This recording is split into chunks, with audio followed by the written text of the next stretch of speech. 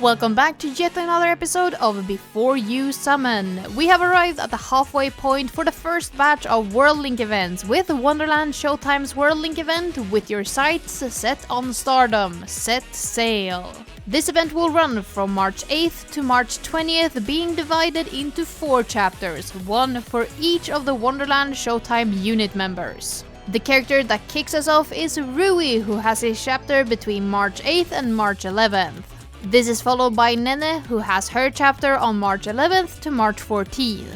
Taking the third slot is Emu, who has her chapter between the 14th and the 17th of March. And of course, capping us off is Tsukasa, with his chapter being between March 17th and March 20th. With this being a World Link event, there is a commissioned song tied to the event, which has already been released. The song in question is Tonal Twinkle Tetrad, that is available with a Sekai version as well as a virtual singer version. Just like all other World Link commissioned songs, there are no alternative covers, and this is of course the song tied to the 3D MV Another Cut feature.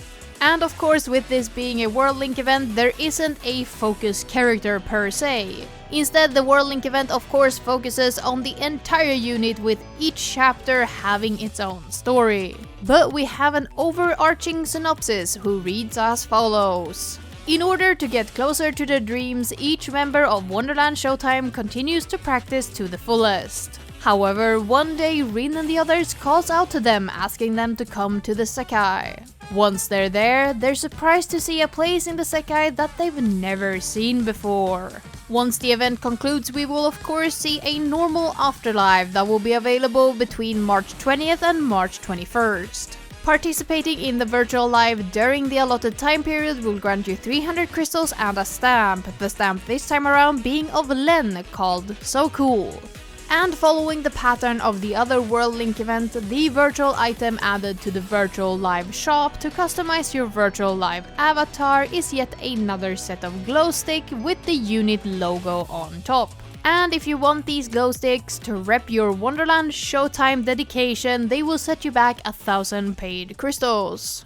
Of course, running alongside the event is the event gacha called Crown of Suits. This gacha will be available between March 8th and March 22nd.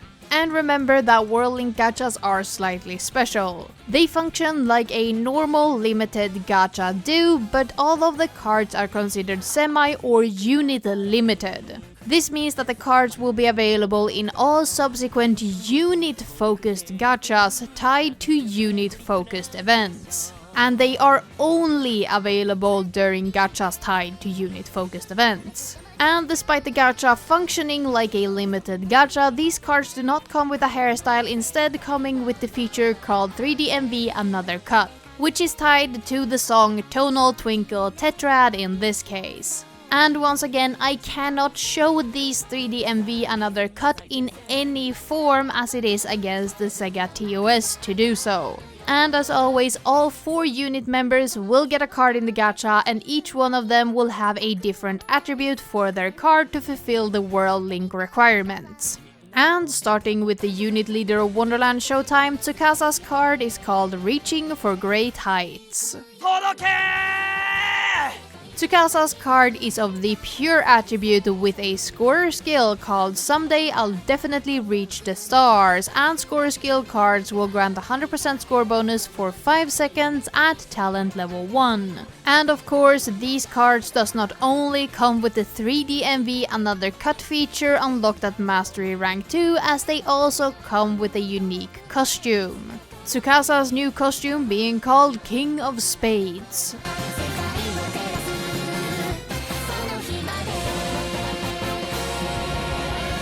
Our second unit member is of course Emu, with her card Let's Think Together. Emu is of the cool attribute with another scorer skill, meaning that she shares the exact same skill text as Tsukasa, with her skill name being The Landmark is a Bright Red House, and Emu's new costume is called Queen of Diamonds.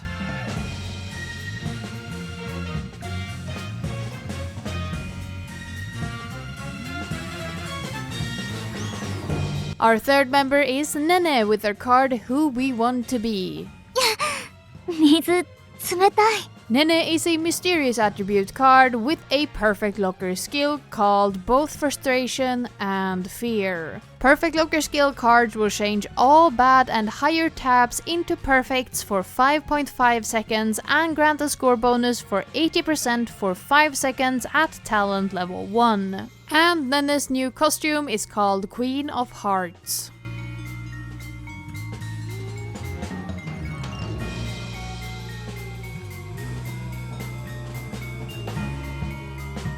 Which of course leaves us with Rui and this card a greeting in return. 失礼ガープ Rui's card is of the cute attribute with a perfect locker skill, meaning that he shares the exact same skill text as Nene, with his skill name being New Sekai Expedition Team.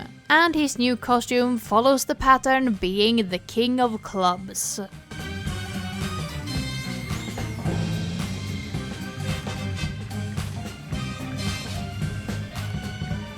And those are the 4 new cards added with the Crown of Suit Gacha. Of course, while World Link events have a special exchange shop, there is still an exchange shop card that we need to mention. The card this time around is of Wonderland Showtime Kaito called The Feeling We Have Watched Over. Kaito is a pure attribute card with a perfect locker skill. And Kaito will become available once the event proper opens for 5,000 of the event exchange tokens. So don't forget to exchange enough of the chapter tokens into the event exchange tokens to pick him up before the World Link event ends. But with that, we have covered all of the general information you needed to know about the event with your sights set on Stardom SET SAIL, so we can instead look towards the event team building. As always, the World Link event team building is such an individualized experience that I can't really make an event team building section like I normally do.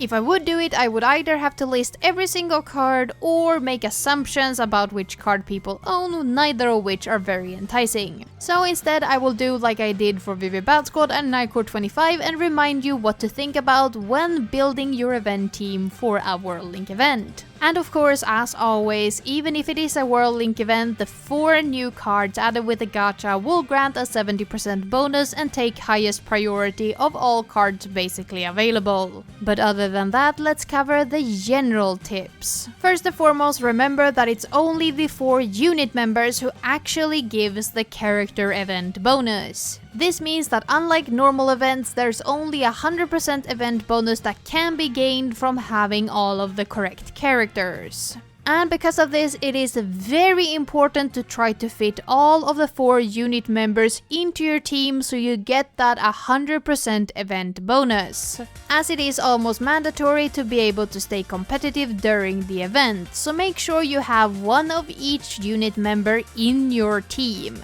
Secondly, remember that the World Link attribute bonus is gained by having one of each attribute in your team.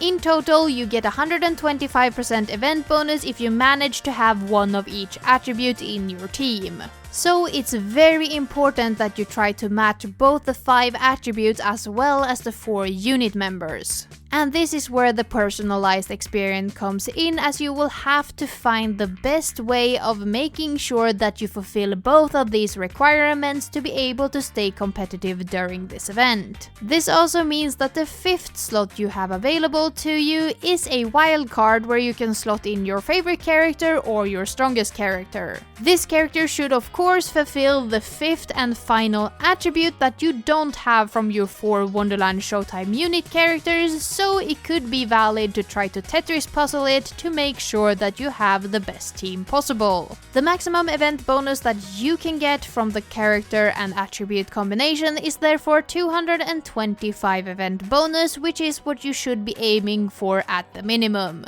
If you are a late game to mid game player, I suggest that you try as hard as possible to use as many 4-star cards as possible. While it's never worth switching out a unit character or something that gives you the 5 attribute bonus, having as many 4 stars as possible makes a huge difference, as it gives another 50% event bonus flat. This is of course only if you wanna stay very competitive, as it might require you to swap out a card you really love for a card of the same unit member in another attribute to puzzle it around and get the optimal team building. But this is once again if you wanna stay very competitive during the event. And the support teams are of course a lot more straightforward. The only rules for support teams is that they can only be made up of characters from that unit, and you cannot have overlap between your actual event team and your support team. Meaning that the cards are mutually exclusive of either being event team cards or support team cards.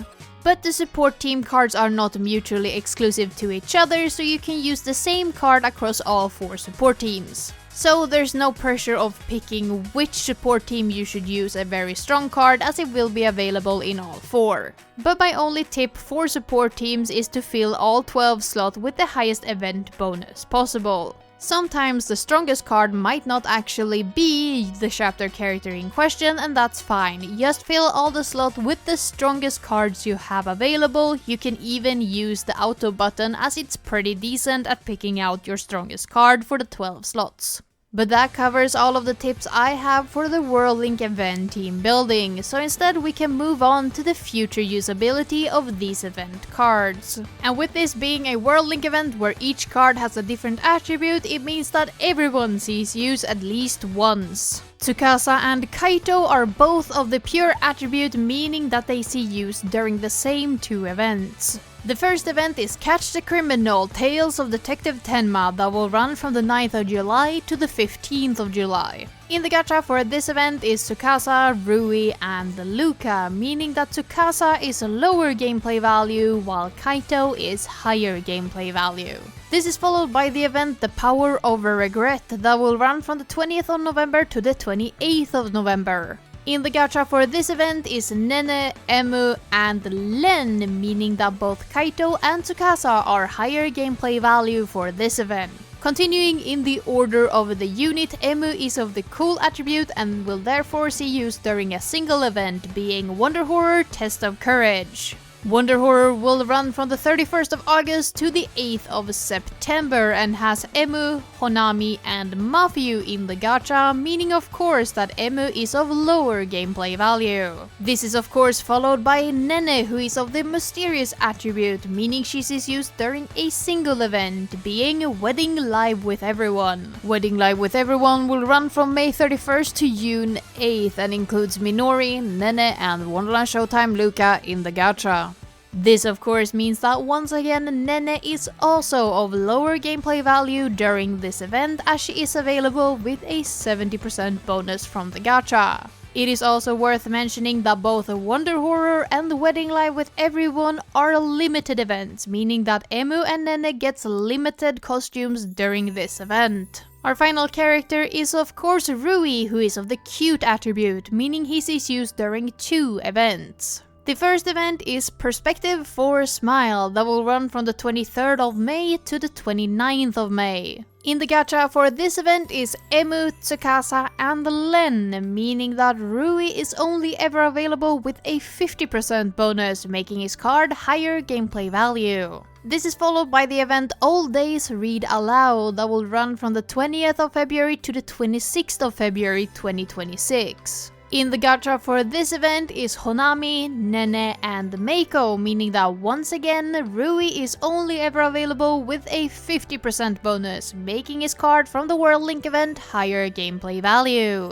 So at first glance the World Link gacha seems quite weak. Most of the characters will have 70% option during their upcoming events where they see future usability. But it is worth mentioning, this is the first semi-permanent card for Nene in the Mysterious attribute, as she has 2 limited Mysterious cards only. Tsukasa only has 2 available cards in the pure attribute, one being limited and one being permanent. Rui, just like Tsukasa, only have 2 available cards where one is permanent and one is limited.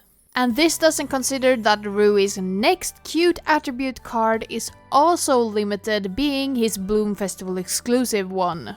And Emu, who has the best selection in the cool attribute of all of these characters, only has 2 permanent cards to pick from. So the attributes that have been chosen for the World Link cards are actually card attributes that these characters are extremely weak in, making the World Link cards very desirable if you are not pulling from the gachas that are upcoming for them.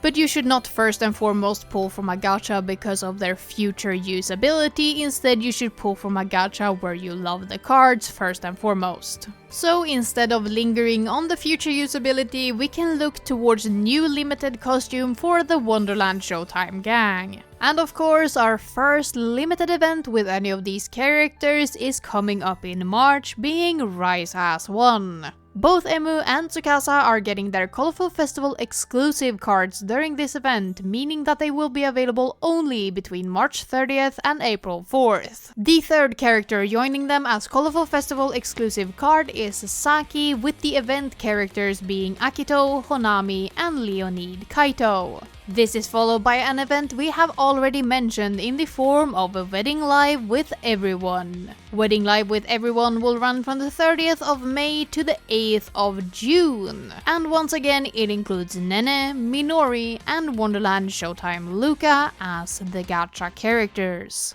After this is yet another event we already mentioned, being Wonderhorror Test of Courage, that will run from the 31st of August to the 8th of September. In the gacha is once again Emu, Honami, and Matthew. After this, Rui and Nene will get new cards during the event Put Your Heart Into It Dream stage, or as it's more commonly known, the 4th anniversary. Rui is a Bloom Festival exclusive card, meaning that he's only available during the Bloom Festival portion of the gacha, while Nene is one of the event characters. The event itself will run from the 31st of September to the 10th of October, while the Bloom Festival is only ever available to the 4th of October. The second Bloom Festival character is Rin, with the event characters being Nene, Airi, Toya, and Shiho. Our final event with any of these characters is the newest limited event from JP, being Connected Heart Message.